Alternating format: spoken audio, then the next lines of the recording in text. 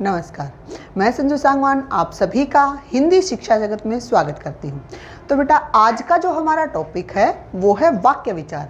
पिछले 2-3 दिन से हम पढ़ते आ रहे हैं, बीच में 2-3 दिन कक्षा नहीं हो पाई थी, इसलिए आज हम इसको कंप्लीट करेंगे। ठीक है, तो आज का जो हमारा टॉपिक है वो क्या है? वाक्य विचार।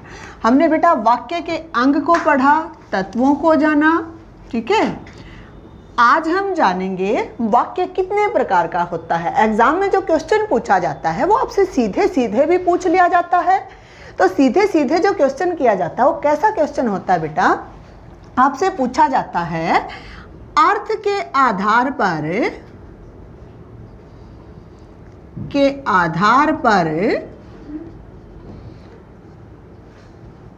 वाक्य के कितने भेद हैं। तो बेटा अर्थ के आधार पर वाक्य के 8 भेद हैं। कितने भेद हैं? 8 भेद हैं। ये आपके HSSC में तो बहुत बार पूछा गया है, और जो भी आपके हरियाणा के एग्जाम होते हैं उसके अलावा जितने भी कंपटीशन एग्जाम आप देते हो ये सभी के लिए इम्पोर्टेंट है। क्योंकि जो वाक्य है बेटा वो जैसे उसके प्रकार जब पूछे जाते हैं तो लगभग बच्चे पजल हो जाते हैं कि वाक्य के प्रकार कितने लिखें, क्योंकि वाक्य के जो प्रकार होते हैं वो अर्थ के आधार पर 8 प्रकार का वाक्य हमारा होता है। नेक्स्ट जो आता है वो होता है बेटा रचना के आधार पर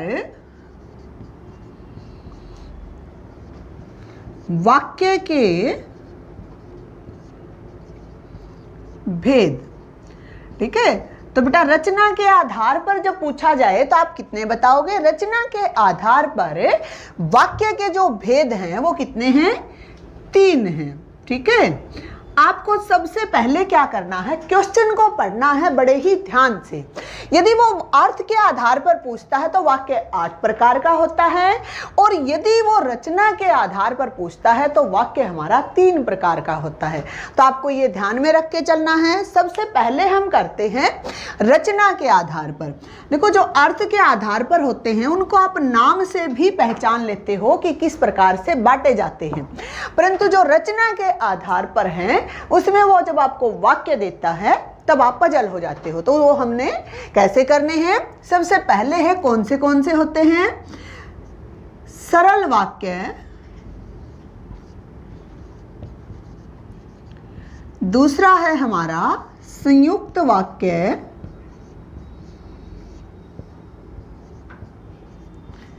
और तीसरा है हमारा बेटा मिश्रित वाक्य। मिश्रित वाक्य। ठीक है, ये किसके आधार पर हैं? ये आपके रचना के आधार पर वाक्य के प्रकार हैं। ठीक है, दूसरी बात क्या है? यदि आपको अर्थ या रचना न दे करके वाक्य के प्रकार पूछे जाते हैं तो भी आप 3 प्रकार ही बताओ, क्योंकि रचना जिससे वाक्य बनता है उस आधार पर जो वाक्य होता है वो 3 ही प्रकार का होता है। सबसे पहले है सरल वाक्य, फिर है संयुक्त वाक्य, और फिर है हमारा मिश्रित वाक्य। सबसे पहले जो आता है सरल वाक्य क्या होता है बेटा? देखो ध्यान से देखना, एक बार कुछ भी न दे करके आपसे जो क्वेश्चन किया गया था वो सीधा सीधा पूछा गया था। क्या? कि जिन वाक्यों में क्या होता है? जिन वाक्यों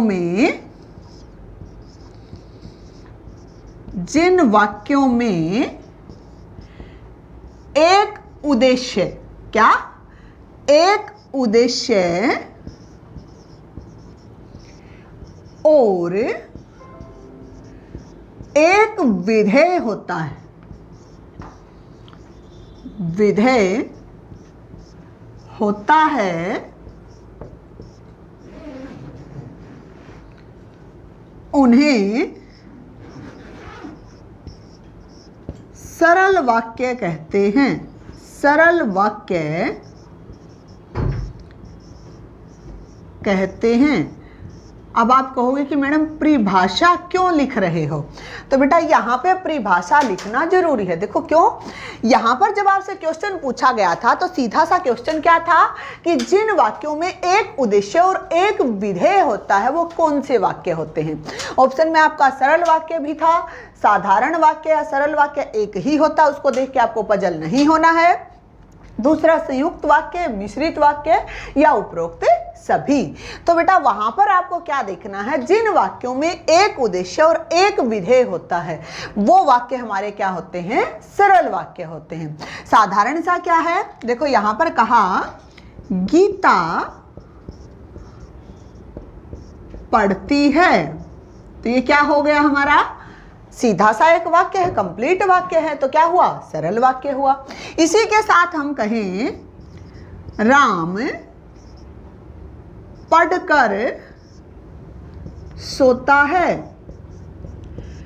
अब यहां देखते ही बच्चे कहां जाते हैं, संयुक्त वाक्य की ओर जाते हैं। क्यों, क्योंकि क्या लगा कि भी पढ़कर, यानी कि एक क्रिया तो उसने पढ़ना की, दूसरी क्रिया उसने सोना की, परंतु बेटा एक ही उद्देश्य है और एक ही उद्देश्य हमारा दोनों क्रियाएं कर रहा है, और दोनों की दोनों क्रियाएं कब पूरी हो रही हैं, एक साथ एक उद्देश्य के माध्यम से पूरी हो रही हैं। इसलिए यहां पर भी क्या होता है, हमारा सरल वाक्य होता है। चाहे राम पढ़कर सोता है, चाहे राम सोकर पढ़ता है, चाहे राम सोकर खेलने जाता है। देखो कैसे भी क्रिया हो, जब एक उद्देश्य के साथ अनेक क्रियाएं भी जुड़ी होती हैं और जब तक उनके साथ समुच्चय बोधक अव्यय का प्रयोग नहीं होता है तब तक हमारा वाक्य क्या होता है, तब तक हमारा वाक्य जो होता है वो बेटा सरल होता है। ठीक है, नेक्स्ट जो आता है इसमें कई बार क्या करते हैं, आपको उद्देश्य और विधेय में पिछली कक्षा में बता चुकी हूं, इसलिए आप मेरी पिछली कक्षा को देखेंगे तब आप इसको और अच्छे से समझ पाएंगे।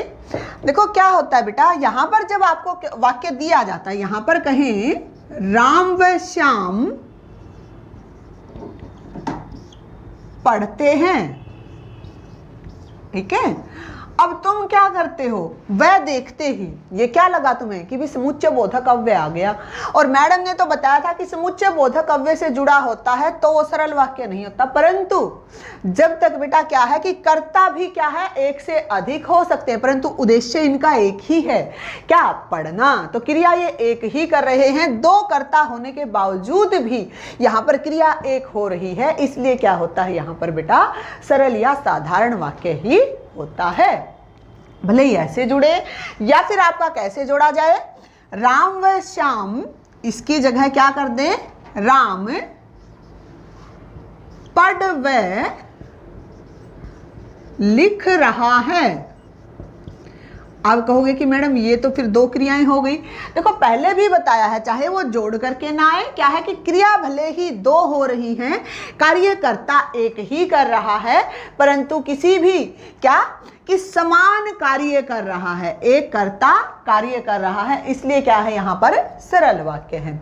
या फिर राम पढ़कर लिखता है, देखो यहाँ पर ऐसे भी लिख सकते हो, पढ़कर लिखता है।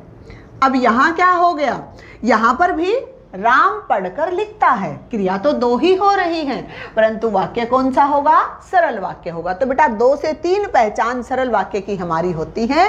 क्या, सबसे पहली जो होती है, बिल्कुल सिंपली पूछा जाता है कि एक उद्देश्य और एक विधेय, तो जहां पर आपका एक कर्ता होगा और एक क्रिया होगी, वो हमारा क्या है, सरल वाक्य है। दूसरा क्या है, एक से अधिक कर्ता हो सकते हैं परंतु क्रिया समान करते हैं, तो भी सरल वाक्य है। तीसरा क्या है, कर्ता एक हो सकता है, क्रियाएं अनेक कर सकता है, तो वो भी हमारा क्या है, सरल वाक्य है। तो इसको हम कहते हैं बेटा सरल वाक्य। जब पेपर में आपसे पूछा जाता है तो इस प्रकार से भी पूछ लिया जाता है, राम पढ़कर लिखता है, गीता खाकर सोती है। देखो उसमें क्या रहता है, यहाँ पर हमने लिखा था राम पढ़कर सोता है। देखो क्या है बेटा कि जब भी वाक्य में पूछा जाता है तो आप इसको देख करके भी क्रियाएं दो आ गई या फिर कर्ता दो आ गए तो आप पजल हो जाते हो और भाग करके या तो संयुक्त वाक्य की तरफ जाते हो या मिश्रित की तरफ जाते हो, परंतु ये क्या है हमारा, ये हमारा सरल वाक्य होता है। ठीक है, नेक्स्ट जो आता है, नेक्स्ट आता है बेटा हमारा संयुक्त वाक्य।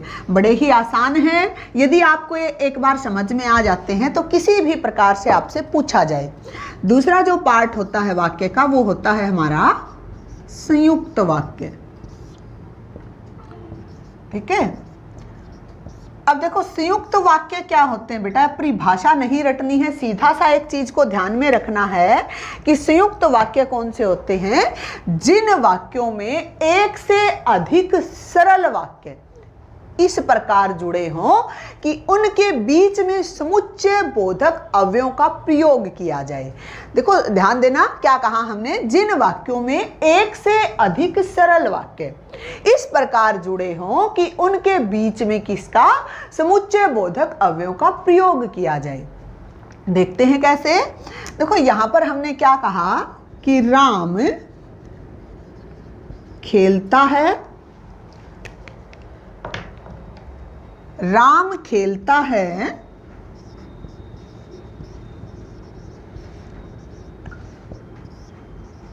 और श्याम सोता है। देखो बेटा, दो सरल वाक्य एक साथ जुड़े हुए हैं, परंतु पूर्ण विराम कहाँ आया, यहाँ पे आया। और यहाँ पर क्या है बेटा, ये उपवाक्य भी आप इसको कह सकते हैं, क्योंकि जब तक वाक्य हमारा कंप्लीट होता है वो क्या कहलाता है, उपवाक्य होता है, क्योंकि कंप्लीट कहाँ पे हो रहा है, अंत में हो रहा है। अब क्या कहता है कि भी राम खेलता है और श्याम सोता है। देखो दो करता है और क्रियाएं भी अलग अलग हो रही हैं, तो इसलिए क्या है, संयुक्त वाक्य है। दूसरा क्या है, दो सरल वाक्य एक दूसरे के साथ जुड़े हुए हैं, और किसके साथ जुड़े हुए हैं, समुच्चय बोधक अव्यय के साथ, समुच्चय बोधक अव्यय के साथ, ठीक है, समुच्चय बोधक अव्यय के साथ जुड़े हुए हैं, इसलिए क्या है, ये हमारा संयुक्त वाक्य है। और तीसरी जो बात आती है, इसमें कोई भी किसी भी प्रकार की बेटा कंडीशन नहीं होती है। जब भी पेपर में आपसे पूछा जाता है तो मिश्रित वाक्य में और संयुक्त वाक्य में बच्चे बहुत ज्यादा पजल होते हैं, क्योंकि सरल वाक्य को पहचानना फिर भी कहीं ना कहीं आसान होता है। इन दोनों वाक्यों में भी थोड़ा सा भेद होता है यदि उसको देखा जाए तो, क्योंकि संयुक्त वाक्य में क्या होता है, दोनों ही हमारे क्या हैं, सरल वाक्य होते हैं, और इनको जोड़ने का जो काम करते हैं वो केवल और केवल योजक शब्द के रूप में आते हैं। किसी भी प्रकार का उसमें क्या नहीं रहता है, किसी भी प्रकार का उसमें शर्त नहीं रहती है, कंडीशन नहीं रहती है, या फिर आश्रित या प्रधान वाक्य इसमें नहीं होता। दोनों ही वाक्यों का बराबर का महत्व होता है, इसलिए क्या होता है, ये संयुक्त वाक्य। जैसे देखो इसमें बहुत सारे हो सकते हैं बेटा, थोड़ी देर पहले ही हमने कहा था राम पढ़कर सोता है, यही तो कहा था, है ना। अब यहां पर हम कहें राम पढ़ता है और सो जाता है। देखो थोड़ा सा ही अर्थ बदला है हमने, थोड़ा सा ही वाक्य को बदला है और वाक्य का प्रकार बदल गया है, ठीक है। ऊपर वाले में क्या था, हमारा सरल वाक्य था, नीचे वाले में क्या है, हमारा संयुक्त वाक्य है। क्रियाएं यहां पर भी दो एक ही कर रहा है, परंतु क्या है, राम पढ़ता है और सो जाता है, ठीक है। तो ये क्या कर रहा है, क्रियाएं करने में थोड़ा सा समय भी ले रहा है, और दोनों ही क्या है, सरल वाक्य एक दूसरे के साथ जुड़े हुए हैं, ठीक है। तो यहां पर क्या है, हमारा संयुक्त वाक्य कहलाता है। जैसे यहां पर हम क्या कहें, और भी कई वाक्य आप ले सकते हो। देखो बेटा सीधी सी बात क्या होती है, जब भी आप वाक्यों को देखते हो तो संयुक्त वाक्य में आपको देखना कि दोनों तरफ आपके सरल वाक्य होंगे। जैसे राम खाना खाता है और सीता खाना बनाती है, ठीक है। ये क्या हो गया, हमारा दो सरल उपवाक्यों को हमने किसके साथ जोड़ दिया, और शब्द के साथ जोड़ दिया। तो इसमें क्या लगा होगा, आपकी पहचान के तौर पर और, तथा, एवं, इसलिए, क्योंकि, लेकिन, किंतु, परंतु इस तरह के शब्दों का प्रयोग यहाँ पर किया जाता है। और ये इसको पहचानने की भी एक क्या होते हैं, ट्रिक बोल सकते हो, या एक पहचानने के लिए आप इनको याद कर सकते हो कि ये समुच्चय बोधक अव्यय कौन से होंगे, और, तथा, एवं, किंतु, परंतु ऐसे अव्यय होंगे होंगे और दूसरी बात दोनों ही तरफ क्या होंगे, हमारे सरल वाक्य होंगे। नेक्स्ट जो आता है हमारा वो होता है बेटा मिश्रित वाक्य। यदि आपको कहीं से भी समझ में नहीं आता है तो आप मुझे कमेंट बॉक्स में बता सकते हो, और यदि कोई एग्जाम्पल आपके पास ऐसा है कि जिसमें आप कंफ्यूज हो तो वो भी आप कमेंट बॉक्स में लिख करके भेज सकते हो। नेक्स्ट जो आता है हमारा मिश्रित वाक्य। मिश्रित वाक्य, अब मिश्रित वाक्य कौन से होते हैं बेटा और कौन सा प्रकार है, तीसरा प्रकार, जिन वाक्यों में एक उपवाक्य और दूसरे वाक्य पर क्या होता है, आश्रित होता है। या फिर ये कह सकते हो कि जिन वाक्यों में एक प्रधान वाक्य होता है और दूसरा उस पर आश्रित उपवाक्य होता है, वे वाक्य हमारे क्या कहलाते हैं, मिश्रित वाक्य कहलाते हैं। देखो बेटा यहाँ पर क्या होता है हमारा, यहाँ पर भी हमारे दो वाक्य जुड़ते हैं परंतु यहाँ पर सरल नहीं होते। कंडीशन क्या है, पहला तो शर्तों पर आधारित होते हैं, दूसरी बात क्या होती है, एक प्रधान वाक्य होता है और दूसरा उस पर आश्रित उपवाक्य होता है। जैसे हमने क्या कहा, महात्मा गांधी ने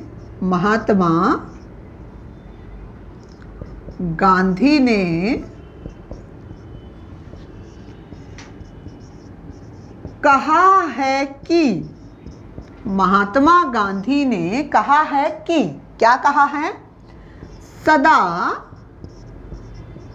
सत्य बोलो। महात्मा गांधी ने कहा है कि सदा सत्य बोलो। देखो एक तो क्या हो गया, प्रधान वाक्य क्या है, महात्मा गांधी का कहना क्या है, यहाँ पर प्रधान वाक्य है, और उस पर आश्रित उपवाक्य कौन सा है कि भी सदा सत्य बोलो। तो इस प्रकार के वाक्य जब आते हैं तो हमारा क्या होता है, मिश्रित वाक्य होता है। क्योंकि आप देखते ही क्या सोचते हैं ये तो सरल सा वाक्य है और सरल कराते हैं, परंतु नहीं, क्योंकि क्या हुआ, देखो समुच्चय बोधक अव्यय तो है ही, और दूसरा शर्त क्या है, महात्मा गांधी के कहने पे डिपेंड है कि भी क्या बोला है उन्होंने कि सदा सत्य बोलो, ठीक है ना। नेक्स्ट क्या होता है, यदि परिश्रम करोगे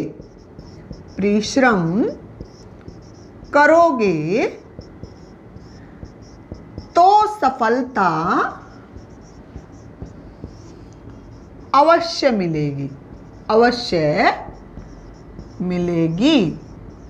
देखो क्या है कि परिश्रम करने पे डिपेंड है, परिश्रम करना क्या है, प्रधान वाक्य है, डिपेंड क्या है उस पे, आश्रित क्या है, सफलता मिलना, तो ये भी क्या होगा हमारा मिश्रित वाक्य। तो एक प्रधान वाक्य पे दूसरा आश्रित उपवाक्य आपको मिलता तो क्या होता है, मिश्रित वाक्य। और एक क्वेश्चन जो आपसे पूछा गया था, शायद कंडक्टर के पेपर में पूछा गया था HSSC में, यदि जिसने दिया होगा उन बच्चों को ध्यान भी होगा कि जैसे ही सूर्योदय हुआ वैसे ही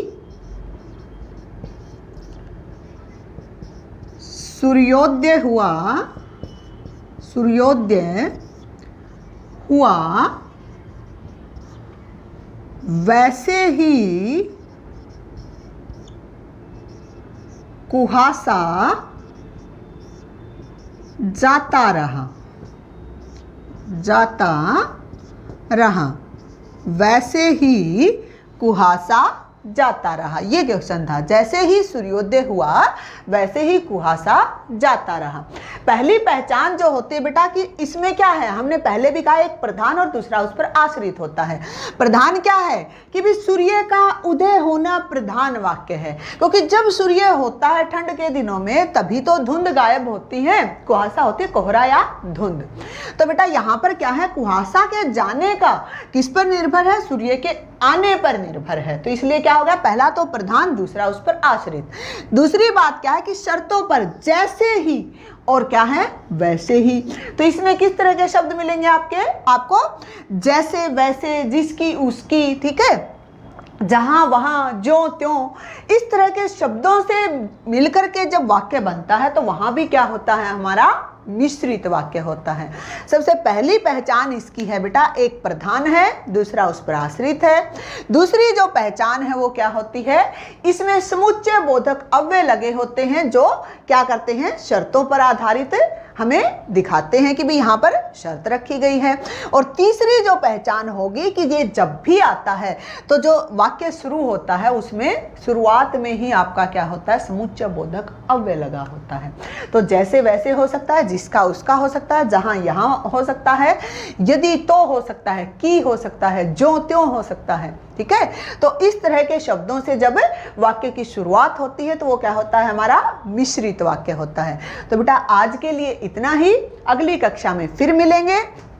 तब तक आप इसको पढ़िए, और यदि नहीं समझ में आता है और कहीं भी कोई भी कंफ्यूजन आपको लगता है तो आप मुझे कमेंट बॉक्स में बता सकते हैं। मैं आपकी समस्या का समाधान करने के लिए तत्पर हूँ। तो बेटा आगे फिर मिलते हैं अगली कक्षा में। धन्यवाद।